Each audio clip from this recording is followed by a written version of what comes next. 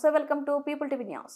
Shamshabad airport లో నటుడు వినాయకన్ అదుపులోకి తీసుకున్న ఆర్జీఐ పోలీసులు ఎయిర్పోర్ట్ లో విధిలో ఉన్న సిఐఎస్ఎఫ్ కానిస్టేబుల్ పై మధ్య మత్తులో చేయి చేసుకున్న నటుడు వినాయకన్. రజనీకాంత్ నటించిన జైలర్ సినిమాలో వర్మ పాత్రతో పాపులర్ అయిన వినాయకన్ సిఐఎస్ఎఫ్ కానిస్టేబుల్ ఫిర్యాదు మేరకు వినాయకన్ అదుపులోకి తీసుకున్న ఆర్జీఐ పోలీసులు.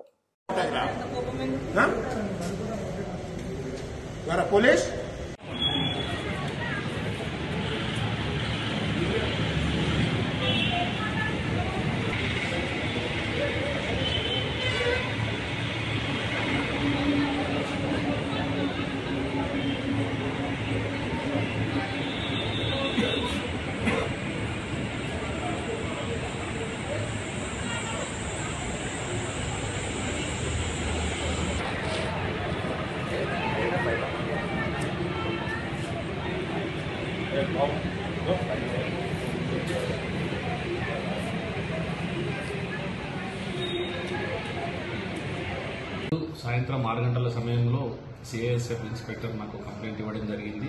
వాళ్ళు ఏంటంటే ఈ ఇండిగో 4:30కు వచ్చిన కొచ్చి నుంచి హైదరాబాద్ వచ్చిన ఇండిగో ఫ్లైట్లో ఈ వినాయకన్ అనే వ్యక్తి వచ్చిండు. ఆయన అక్కడి నుంచి ట్రాన్సిట్లో గోవా వెళ్ళాలి.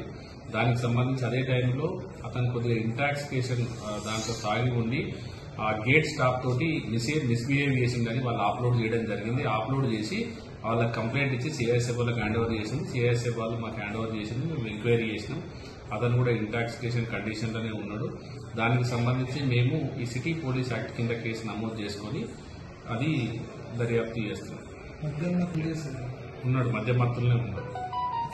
ఇతను మలయాళ యాక్టర్.